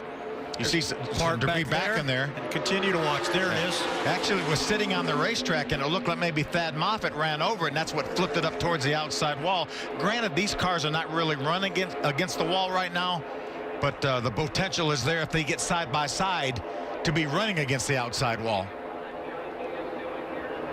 So 22 laps to go. Dollar in 5th, rebounding from that pit penalty. He has made his way back in that silver car. Yeah, Sean Corr doing a nice job again in that 8 car for Empire Motorsports. You see Riley Herbst now is tucked into the back of that 7-car train. 22 laps remain. The Lucas Oil 200 driven by General Tire. We'll drive you to the finish line when we come back from Daytona. It is the ARCA Menard Series runner-up in the championship standings, Michael Self, that is in search of his 2nd Lucas Oil 200 win. So he's got Brett Holmes behind him in the 23, Haley Deegan in the 4. Not bad for a rookie, top 3 at the moment. Doing a great job, and has her teammate Tanner Gray behind her. I think these guys may have, guys and girls, again, may have something to say about the finish of this race. Michael Self's in a great spot right now. He's got a good pusher in Brett Holmes, but he has a couple hungry rookies right behind them in Haley Deegan and Tanner Gray. Tanner Gray, also a rookie. Drew Dollar, you're right on board with him. Jamie, he is coming back with a vengeance following that pit penalty. He sure is, and Tanner Gray is the topic of conversation on that team radio right now. They're saying Tanner keeps drifting up. He's leaving the door open for you. You stay on that double yellow line, and you have a real shot at this. Drew told the team he felt kind of silly for not taking those opportunities earlier, but they said, we're getting down to the nitty-gritty now. You've got to start thinking about it. 18 laps to go. It is almost go time. And let's don't forget the job that Drew Dollar did avoiding that big accident, getting way down to the inside of the racetrack and downshifting, get that car woed up, doing a nice job. And there, Riley Herbst's going to make a move to the outside of Sean Corr. It's go time for the 18, but he doesn't have a dance partner. Be smart to drop back in line. And I'm sure at this point he said, okay, with 17 laps to go, I cannot win this race from 7th. I'm going to try to have to make something happen. He tried to make the move around Sean Corr, obviously had no help, and it didn't work. Mentioned at the top of the show, driver of the 25, the only previous winner. If any of the other 32 can pull it off, including the 5 cars in line behind him, we'd have a first-time winner. Yeah, I like the idea for these guys and girls in the front 4 or 5. Stay in line here. Get inside of 10 laps to go. Get towards the end here before you're going to make any moves. Guarantee Michael Self's not getting off that double yellow line. He's going to protect all the real estate that he can right now and continue to try to lead this thing. There's Tanner Gray. You saw him drift up a little bit off that double yellow line. If he gets up there too high and Drew Dollar gets a run, he's going to close that hole up and try to shove Tanner Gray to the outside. These guys are almost 12 seconds ahead of that 8th place car, Thad Moffitt. So that's what getting in line, running single file, that's what happens when you're able to do that. When you have cars running side by side behind you, they've lost almost 12 seconds. That is about the length of the backstretch. They were entering turn 3 as Moffitt was coming off turn 4. Now, here comes the freight train past the start-finish line. Meanwhile, that pack still back between 3 and 4. Here's the lap car. Now watch how fast these guys and girls are going to try to get to the inside. See Riley Herbst now on the outside of Sean Corr. Is he going to be able to use that lap car for a pick? No, he's going to give Sean Corr some room. They continue to run side by side, losing ground to the front 5. If Riley could just get enough momentum to get in front of Sean Corr and move down the racetrack, it will work. He just about has him cleared, just about, but not quite enough. It was about 3/4 of a car length, but not quite a full one. Look how much ground they lost, Dave. Look how much ground they lost in that one lap of trying to make that move. Full second, almost a second and a tenth. Now they have their work cut out for them to regain that lead pack. They may have fallen back far enough. Now it may be hard to catch that top 5 back. Now 14 laps to go. And that is going to leave the 15 of Drew Dollar vulnerable. The back car of the draft sometimes is a little bit vulnerable to be pulled back to that group behind. Oh, we got a smoker. Looks like Tanner Gray's car is starting to smoke a little bit. That's the 17, the Ford Performance car, the teammate of Hailie Deegan that runs right in front of him. It's still at speed, but you can definitely see some smoke coming out from underneath that Ford. And it's starting to get bad. Tanner Gray, the youngest NHRA champion in its sports history, won pro stock at the age of 18. Has quickly advanced to the Truck Series next week. Says these laps will be invaluable today. Question is, does he have enough car to finish this one? It's a long way to go with that car smoking like that. You see how Drew Dollar now has lost touch with the front 4. Again, the last car in line is vulnerable to be pulled back by those cars behind him. That is the gap looking up. You can see that smoke now on the windshield of Drew Dollar. Doesn't look like it's putting oil on the windshield of Drew Dollar. That could be why he's backed off. Another lap car coming into the fray. Chaos in the corner. See how fast they move back down to the bottom as they go by the lap car. With more on the smoke situation with the 17 of Tanner Gray. Katie. They're telling him to stay out, and it might be just tire rub. So we'll find out here in just a bit. He just needs to watch his gauges because I don't think he's made any contact with anybody. I don't think it's tire rub, but he just needs to watch his gauges, make sure he keeps oil pressure, make sure the water temperature doesn't go up too high. Getting around that lap car has allowed these cars, when the 15 of Drew Dollar got back to Sean Corr in the 8 car, that's allowed them to close the gap. Now Sean Corr moves to the outside. Riley Herbst not able to do anything. Now he's going to switch over to the outside to try to make the move on the 8 of Sean Corr. Can he make up enough momentum here to hold it off? No, he cannot. And that smoke starting to get even bigger out of the 17. Meanwhile, Michael Self will come down and lead his 49th lap. The most laps a driver has led at the Lucas Oil 200 since Bobby Gerhart led 55 laps in 2013. I'm sure the ARCA Menards officials are keeping an eye on this 17 of Tanner Gray. Now you're starting to see some oil. Now there's some oil and some fluid on the windshield of Drew Dollar's car. Yeah, I'm not sure that car's going to make it to the end, much less if they're going to leave him on the racetrack. If you're in the seat of the 15, you got to be paying attention to that. Yeah, we're hearing that they're going to black flag the 17 of Tanner Gray for excessive smoke. I think they have to. We saw from that onboard in the 15 of Drew Dollar that was getting on his windshield. If it was smoking and wasn't getting on his windshield, that would probably be okay. But I think it's going to put a premature end to the race for Tanner Gray. But what a great job he did. Down under the yellow line, the 17 onto pit road. Hailie Deegan loses a teammate. Tanner Gray loses the opportunity to win. Yeah, Tanner Gray knows that his race is essentially over. I mean, they're gonna look at it, maybe open the hood. You see him shut the engine off. He's done. As you mentioned, Hailie Deegan loses a teammate, but the 15 of Drew Dollar now is moving up to the rear bumper of the 4 of Hailie Deegan.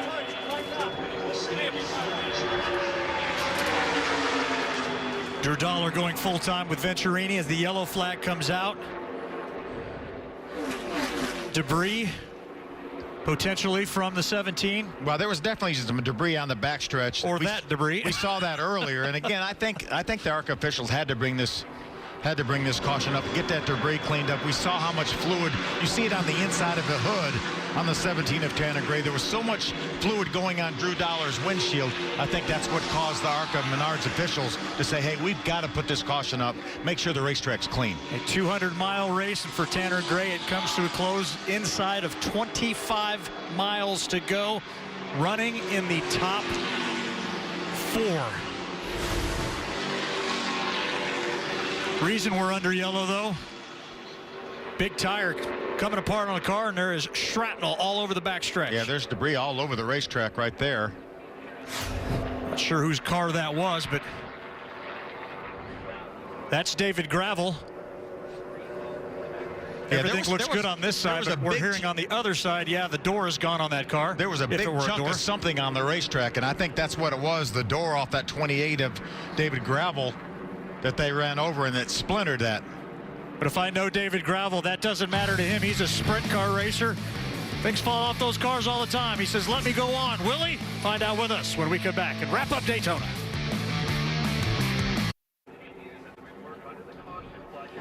The sunset at Daytona International Speedway. Absolutely breathtaking here, as we've got a breathtaking finish for you coming your way today from the Lucas Oil 200, driven by General Tire. It's also been driven by a fair share of yellow flags. The first one coming out on lap number 1 as Andy Seiss gets turned to the infield, almost gets it collected back up, but when you're sliding on that grass and you end up back on the track, nowhere to go. A couple of cars get caught up in the mix as well. And it seems to kind of be the norm today. Yeah, here's the big one. 61 of J.J. Pack moves to the inside, makes contact with Connor Hall in the 22, takes out at least 10 cars. There's Haley Deegan making contact with Jacob Hefner. A lot of our contenders, including David Gravel, involved in this incident. David Gravel has rebounded, though. There's a tough one right there, a tough hit. Chuck Hires into the backstretch fence. Just got a little out of shape. Haley Deegan had nowhere to go, and there's some major damage that knocked the wind out of him. Fortunately, no worse for the wearer, Chuck Hires. Our most recent caution, there was a door on the racetrack. It comes off of David Gravel's car. You see it laying on the racetrack. Then someone's going to come along and run over that. Here it is right here. Put a lot of debris on the racetrack. That's what brought off this caution flag. No damage other than the door coming off David Gravel's car. That was from that earlier incident we talked about. Of course, David Gravel coming out of the World of Outlaws, open wheel sprint cars. He's kind of used to that wind blowing around inside the cockpit. David Gravel is going to try to keep out there. Yeah, we're hearing that they're going to bring him to pit road. They may need to put something back over that opening. The door bars right now are exposed on that 28 of David Gravel. We are 73 laps down, 7 to go, and there's a big gaping hole in the side of that 28 machine. Yeah, aerodynamics are so important here at this racetrack.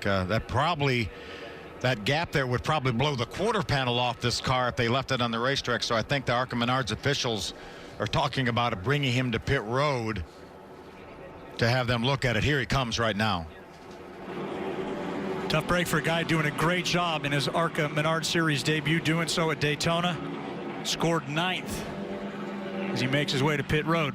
Question is what can they do with that? Yeah, they're putting a side window in it. They may not have to put a door in it, but you have to have a side window at these type of racetracks. So that's what they're trying to do, is somehow get a side window into that car. As you see Katie with Tanner Gray, looks like he's pulled behind the wall. Yeah, you can see that hood popped up. The word that would be described around the team right now is devastated. They thought or maybe hoped that that smoke was tire rub, but it was actually the radiator that got pushed back into the steering box, and there was a hole in the oil cooler. They are done. They did think they could get that fixed, but it is official. They are done. A very disappointing day for the number 17 team. And the race is really going to start to get going now with 6 laps to go for the number 15. He's been on the radio talking to his crew chief. That's Drew Dollar, talking to Shannon Rush, telling him, I don't have a whole bunch of gear. He said, I'm accelerating at 4,700 to 5,000 RPM when we go back to the green, but they're taking off a lot faster than me. The team came back to him and they said, when we go back, you're going to be right on the bumper of the number 23 machine with Brett Holmes behind the wheel. He said, you get right up on that bumper. This is why we do this. When they get back to the start-finish line, just 5 laps to go. I'm really curious to see which line Michael Self will pick. Does he want Haley Deegan behind him, or does he want his teammate Drew Dollar behind him. I think if I'm Michael Self, I might want to pick the outside line because we know Drew Dollar's going to have to line up on the outside. I might pick that outside line so I know I have a teammate with me. Well, it's setting itself up for a fantastic finish. That much we know. Michael Self, 2018 won. He's trying to come back and go back-to-back. He got caught up in an incident very, very early, lap number 2 last year. It cost him. And he was able to come back from that, still compete for the championship. You see the ARCA officials are holding the 28 of David Gravel till they get that hole patched. He has now lost a lap. So more than likely taking him out of contention for the win as we get the signal for 1 lap to go before we go back to racing. We will restart with 4 laps to go. Meanwhile, Hailie Deegan, a rookie run. First time ever here at Daytona, continues to impress in 3rd, Katie. Absolutely does. It's radio chatter right now under this yellow. Hailie Deegan is being told to push like crazy on this restart and stay glued to the bumper. We'll see if she can get the job done here with 5 laps to go. See, Michael Self decided to pick Hailie Deegan as his pusher instead of his teammate, Drew Dollar. Well, Hailie definitely knows about winning in dramatic fashion. The first woman to win ever in the ARCA Menards West Series, did so a couple of years ago. Came back with 2 more wins last year. All of those coming on tight little bull rings. All of those coming with a little rubbing, a little shoving. There's her dad coming on the last lap. So I don't think you're going to be able to push and shove your way to a win at Daytona. Oh yeah. Well, I would say there's definitely going to be some pushing and shoving going on here. It's got to be a nervous father right now for sure, but he ain't showing any signs of that. A true adrenaline junkie's passed that gene on into the veins of his daughter. So important here to get up through the gears for these drivers on this restart. Gravel going to try to come back out and see what he can do. Used to be able to see a lot out that right side, but not anymore. He'll have to get up to speed here as quickly as he can because he's a full half lap behind the pack. Still, though, it's about experience for David Gravel. 4 to go, coming to the line. Can Michael Self win his 2nd Lucas Oil 200? Or can Brett Holmes get his first ever ARCA Menards Series win? How about the rookie, Hailie Deegan? Drew Dollar continues to impress, running in 4th. And we know that there's going to be a pack of them coming, not only to the start-finish line now, but in 10 miles. It'll be interesting to see who's out in front. It's a sprint to the finish. Good start by Michael Self. Hailie Deegan does a nice job. Now Drew Dollar jumps down to the inside behind Hailie Deegan. It leaves Brett Holmes on the outside there. Riley Herbst will try to get up there and help him. Will Holmes stay up? Will that help come from Herbst, or will he take the 23 to the inside? Looks like he's got a run now back on Drew Dollar. We saw Holmes side draft on the 15 of Drew Dollar. He has a little help now with Riley Herbst. A lot of experience with that 18 car of Riley Herbst. But here comes Drew Dollar back on the inside. Sean Core in the 8, Thad Moffitt, Richard Petty's grandson in the 46. He started 33rd. He's a part of this race. How about Jason White there? That 12 car doing a nice job hanging in here. Jason White out of Canada was part of the Canadian national ski team. He's been 124 mile an hour on skis. Well, he's 180 miles an hour right now on 4 tires. 3 laps to go. Self continues to control. Behind him, pure pandemonium. What will, who will, and when will they do it? I think you're going to have to shove Michael Self off that double yellow line. There's no reason for him to leave that double yellow line here. Hailie Deegan doing a great job lined up as these 3 cars try to pull away. As far as female finishes in the ARCA Menards Series, a best 2nd. It's been done 4 times. Hailie Deegan trying to make history in her first trip ever to DIS. Shauna Robinson did it right here at Daytona, driving for James Finch.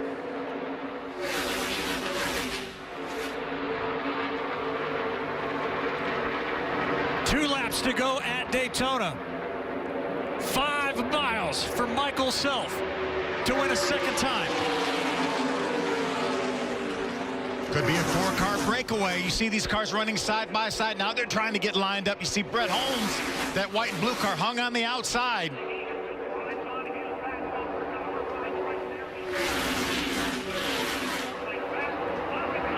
Inside the car of each one of the top 5, 6, 7, 8. A driver that desperately wants to make history. Well, Daytona, you got to respect this place. That second pack really caught up quickly. Jason White, when he gets to the back of Thad Moffitt, might have a little bit of momentum here. Brian Deegan hoping for the best as they make their way off turn 4 into the tri-oval. The white flag is in hand. And it is an all-out dash to the finish line. Next flag that comes out will determine the winner of the Lucas Oil 200 driven by General Tire. Haley needs a little bit of help from Drew Dollar, that 15 car, maybe to make a move on Michael Self. Down to 3,600-foot backstretch. Cars remaining nose to tail. A breakaway pack of 6, the final 2 corners. I'm not sure Drew's close enough to Haley to really give her much help to try to do something with Michael Self. Here comes Michael Self. Will anybody compete with him? No. Michael Self wins for the 8th time. He has captured his 2nd Daytona 200.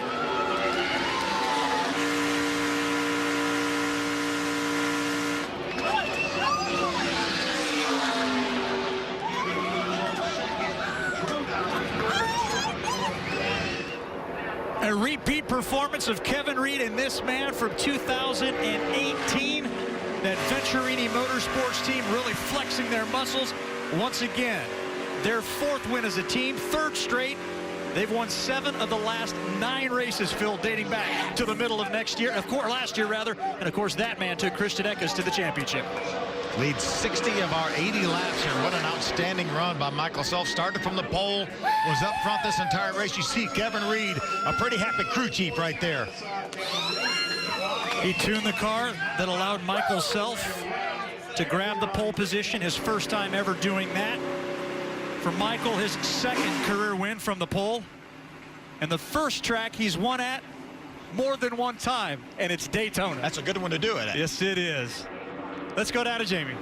And the emotion has finally hit Kevin Reed as you climb down from the pit cart. It's the celebration all around. You just won at Daytona. What was the biggest challenge this team overcame today? I don't know. It seemed pretty easy today. I've won 4 of these things down here, and it's been, everyone gets sweeter and sweeter.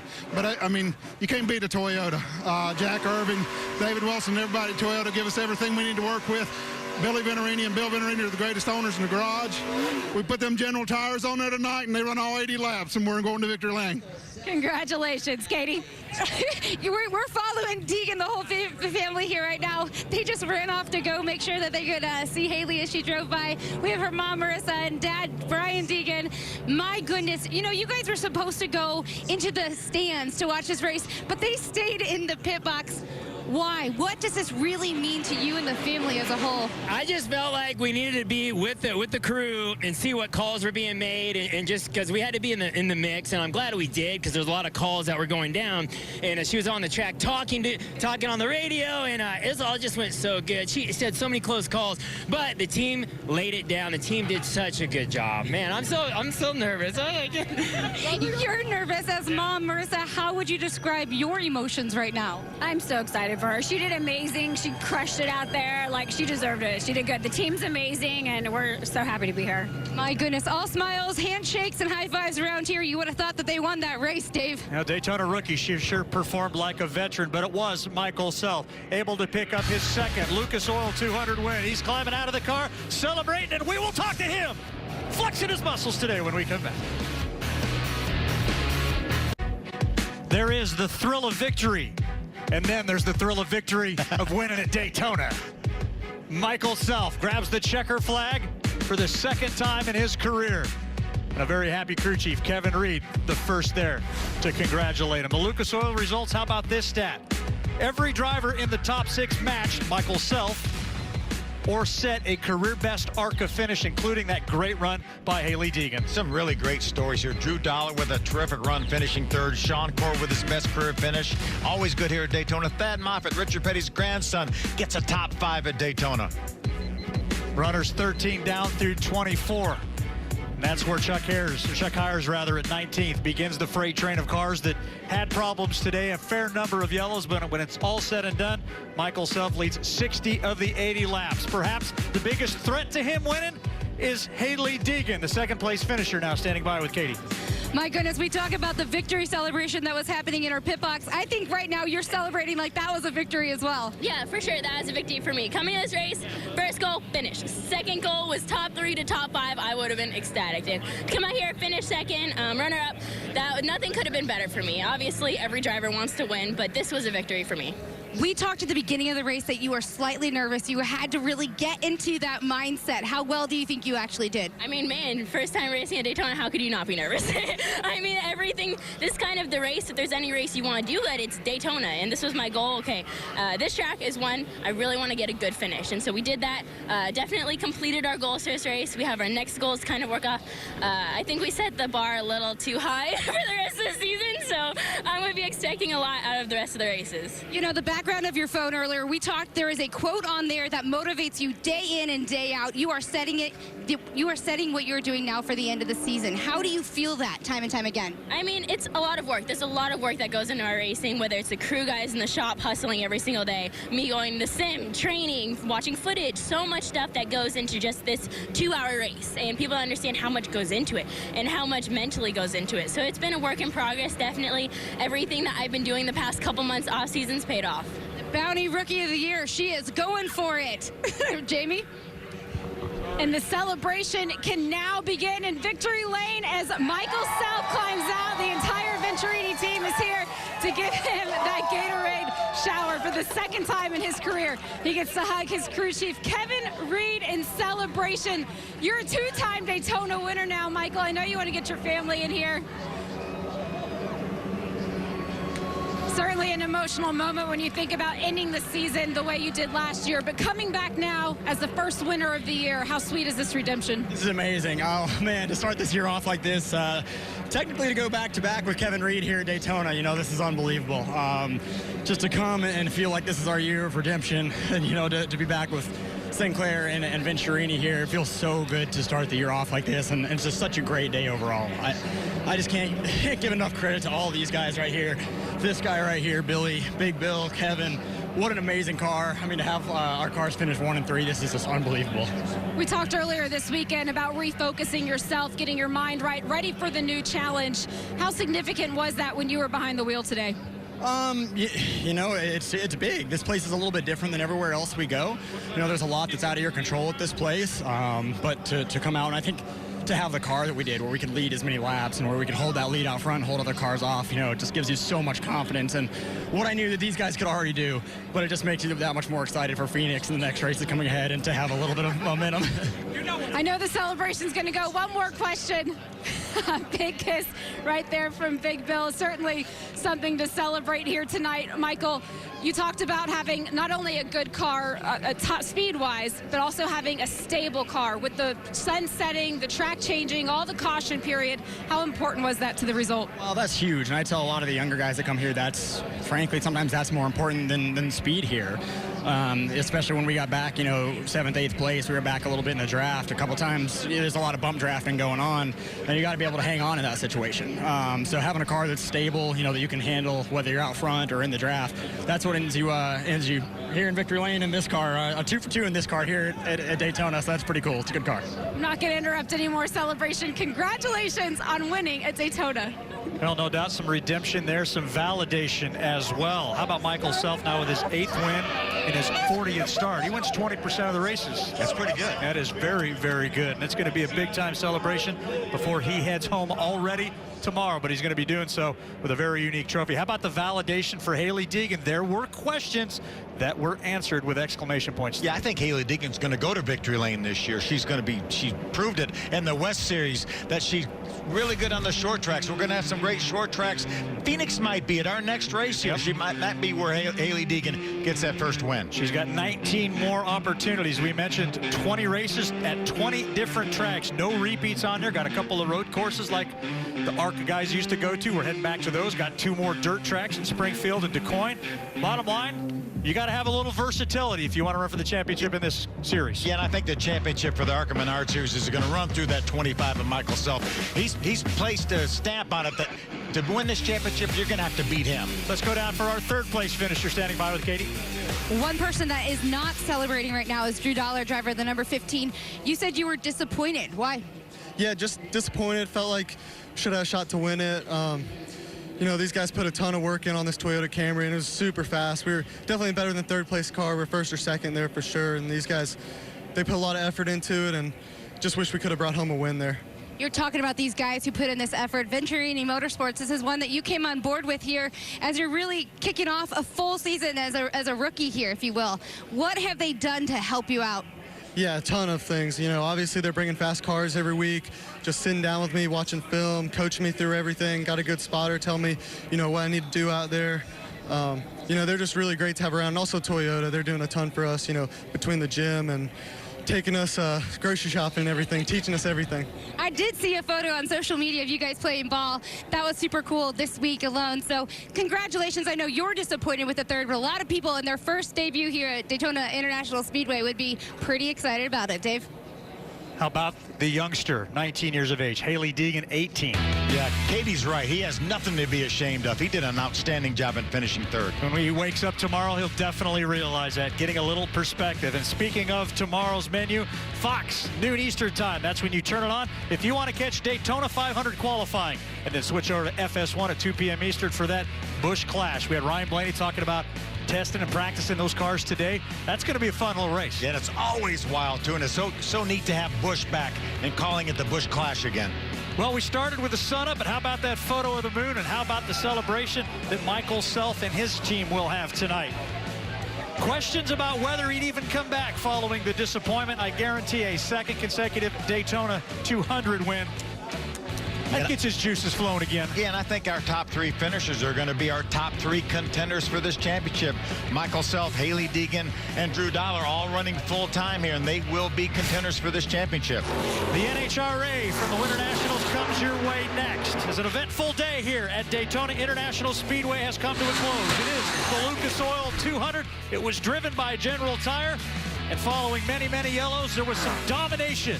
A rookie tried, Haley Deegan, but she couldn't catch the main man, car number 25, and Michael Self. He is now a two-time winner of the Daytona 200. That happy man is the one who took him there. For our crew, have a good night.